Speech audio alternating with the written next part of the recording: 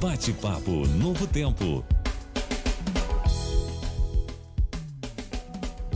Muito bem, estamos de volta, né, com mais um Bate-papo Novo Tempo que você já tem acompanhado, tem sido muito, muito importante a gente aprender a cuidar da nossa saúde. E você que é universitário também, né, muitas vezes por conta da correria acaba prejudicando a sua saúde. Na semana passada a gente falou sobre algumas doenças que aparecem como resultado do sedentarismo, a falta de atividade física. E isso foi um assunto muito importante. Hoje, a nossa professora Lisiane Gantz vai falar um pouquinho sobre alimentação saudável. Professora, é um grande desafio hoje em dia comer bem, né? De forma saudável, né? Porque tem tudo que é mais gostoso pra gente comer. É verdade. Bom dia, Diógenes, bom dia, ouvintes. O tema de hoje, ele é gostoso, né? Alimentação. E eu queria perguntar para você, ouvinte, quando você escolhe um alimento, você escolhe porque ele é gostoso ou porque ele tem valor nutricional, porque ele vai ser bom para você? Outra perguntinha, tudo que é gostoso é bom? Pense aí, pense rápido e responda para você mesmo. Tudo que é gostoso é bom? A resposta dessa pergunta é muito interessante, porque existe uma natureza social da alimentação, né? E o Jorge daqui a pouco vai me perguntar um pouquinho sobre isso, mas nós crescemos dentro de hábitos de vida que aprendemos com os nossos pais, com os nossos avós, e eles interferem a forma de comprar comida, comprar alimento. Quando a gente entra na universidade, você pode não prestar atenção, mas os seus amigos vão te ajudar a escolher alimentos, né? Boas ou ruins. E nós vamos conversar sobre isso hoje. Tá certo. Olha que coisa, hein? Já tá pegando aí, né? Eu quero que você me explique, é que você usou um termo que para muita gente, acho que é um termo novo, né?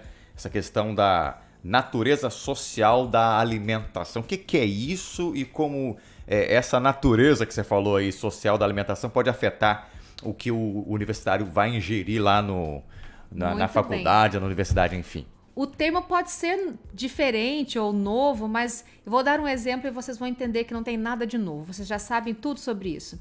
Quando nós vamos aqui na nossa região do Pará, nós temos a população ribeirinha, né? Sim. De modo geral, eles se alimentam com a farinha da tapioca.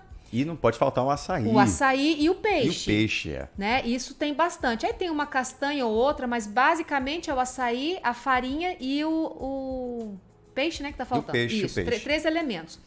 E essas crianças, elas nascem vendo a mesa sendo composta com esses alimentos.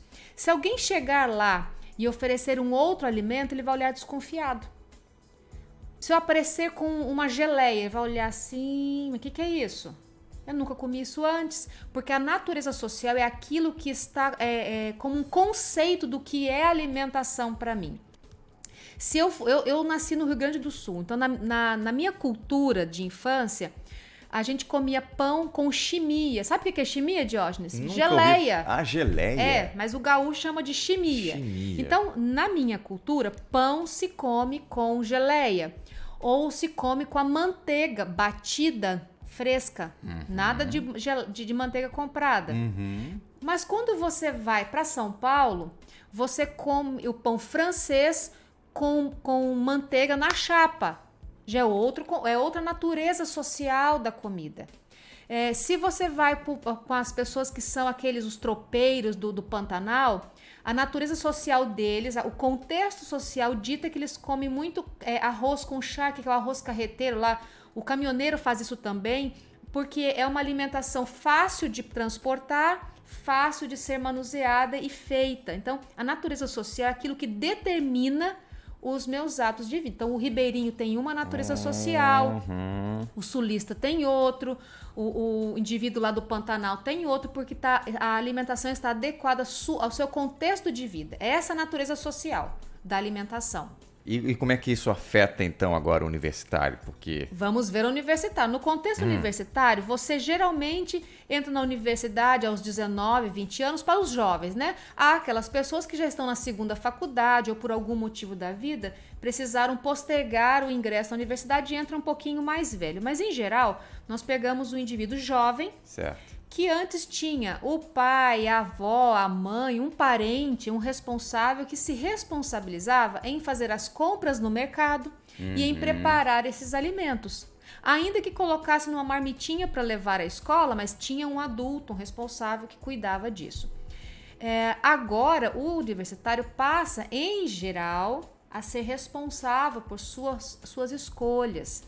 Quando esse aluno, aqui no Pará é um estado muito grande, é muito comum o jovem sair do interior e vir para a capital. E na capital, não necessariamente ele vai ter um responsável. Se ele tiver uma família de apoio, ok. Mas e se não tiver? Que a grande maioria não tem, né? A grande maioria não tem. Então agora ele vai ao mercado. Ele vai preparar. E eu vou contar uma historinha aqui para vocês entenderem isso. Olha que interessante. Uma vez... eu fui na casa de uma colega, né, universitária. Eu morava com a minha família, tudo tranquilo pra mim. Fui fazer um estudo com essa colega. Quando a gente abriu a geladeira, olha o que tinha na geladeira. Um fardinho de refrigerante de latinha. Como eu fiz faculdade em Goiás, lá chamava Goianinho, era a marca do refrigerante. Sim. Era um refrigerante tipo Guaraná. Tá. Então tinha um fardinho de 12 latinhas, tinha 2 caixas de hambúrguer processado, tinha pão de sanduíche, tinha ketchup, mostarda e ovo. Só era isso que tinha na geladeira. E eu falei assim, mas fulana... Ah, não, porque isso aqui é prático, olha só, eu coloco o ovo, é facinho de fazer, eu frito o ovo, já coloco o hambúrguer, né, na frigideira ali, na chapinha, faço, coloca no pão, põe na sanduicheira, abro a latinha de refrigerante e aqui tá feito o meu almoço. Quando eu volto da faculdade à noite, eu faço isso rapidinho, senão demora demais a fazer arroz, feijão, preparar um outro alimento, demora demais, salada, não perde, eu não como todo dia em casa. Percebeu a natureza social? Sim. O contexto de praticidade, o contexto de tempo fez com que essa minha colega escolhesse itens mais fáceis de manuseio, mas não necessariamente dariam a ela todo o valor nutricional que ela precisa. E aí vem uma pergunta, talvez, Jorge, mas eu não posso comer sanduíche? Claro que você pode. Mas olha o caso da minha amiga. Ela estava comendo sanduíche todo dia no almoço e no jantar. Então, ela estava se restringindo a receber apenas um grupo de nutrientes. E os outros dos outros alimentos? Não havia fruta na casa dela, não havia verduras. Então, ela estava a um médio e longo prazo criando uma situação de desnutrição. Sem contar que ela estava consumindo muita fritura, né? E não estamos nem entrando para esse outro lado ainda, mas é verdade. Mas a falta de sais minerais e vitaminas vai acabar atrapalhando até na questão cognitiva. Com certeza. Aí eu queria que você falasse um pouquinho pra gente. A gente sabe que, bom, o jovem, ele realmente tem dificuldade, né? Tem dificuldade para poder consumir coisas mais saudáveis. Você já até falou isso, porque é mais prático você fazer o hambúrguer ali e tal, mas vale a pena mesmo priorizar as verduras, as frutas, essas coisas mais? Por quê? Por que vale? Veja, você tem no seu corpo humano uma área, que é a área do cérebro, extremamente bem estruturada e que para que ela funcione, para que os neurônios funcionem, para que as conexões aconteçam, você precisa munir essas estruturas celulares de substâncias que façam com que as sinapses ocorram. Então, se eu fico tendo uma alimentação restrita a apenas uma fonte de alimento, e esse alimento não necessariamente é um alimento com valor nutricional adequado, eu vou começar a prejudicar o funcionamento cerebral, sem contar dos outros órgãos. E uma vez que eu forneço poucos nutrientes para o funcionamento cerebral, eu começo a diminuir a minha capacidade de gerenciamento, não só do pensamento, do raciocínio, das ideias, que é a parte cognitiva, que a gente usa muito na academia, na universidade, como também começa a prejudicar o funcionamento dos órgãos, porque quem comanda o corpo é o cérebro, né? E aqui eu queria dar uma retomada de novo na questão da natureza social e como ela implica, porque veja, nós temos hoje um aplicativo que a gente ouve a propaganda por tudo quanto é lado. Já ouviu falar do tal do AI alguma coisa? Pois é, a gente não vai fazer propaganda aqui não, mas você sabe. Tá ali direto nas mídias sociais, é só uma chamadinha e o entregador vem na sua casa e entrega o alimento. Das mais variadas opções. E aí eles falam, olha, se você quiser verdura, vai lá na comidinha, no restaurante tal que ele manda. Então, veja, eu não vejo nenhum problema de nós usarmos aplicativos para buscar as alimentações. Mas quando é que esse alimento foi preparado? De que maneira? Que tipo de gordura foi usado? Essa gordura foi repetidamente usada? Você não sabe, você não está vendo, você só recebe o produto em casa. Então, eu sei que essa natureza social nos leva a embarcar no mundo de praticidade. Mas se você vai nos mercados hoje, eles já vendem unidades. Você não precisa comprar quantidade para não desperdiçar. Compre unidades menores do alimento e busque processar você o alimento. E há maneiras de fazer alimentos rápidos e gostosos. E um outro item que eu queria também trabalhar com os nossos ouvintes é a questão de como os seus amigos interferem nos seus hábitos de vida. Eu sei que tem jovens que não gostam de beber bebida alcoólica e nunca beberam, mas ao ingressarem na universidade, são convidados para uma festinha aqui, para um happy hour ali, e quando chega lá, é aquela imagem legal, né? Um copo de cerveja na mão, parece ser tão divertido, todo mundo tá rindo, todo mundo tá feliz, ou um copo de vinho elegante, charmoso, mas ninguém fala para você, ninguém conta como o seu corpo vai sofrer. E é muito comum, às vezes, o universitário fazer práticas alimentares simplesmente por participar do grupo. Aí entra a questão das bebidas alcoólicas e entra também a questão de alimentos nada saudáveis, são os petiscos. Que aí vem a questão que você falou, muita fritura, muita gordura saturada. E aí tá num ambiente tão gostoso, tão aprazível, que você fala, puxa, mas eu vou dizer que eu não vou comer isso? Fica sem graça, né? Parece que eu sou ultrapassado. Então, assim, e aí aquilo vai te empurrando.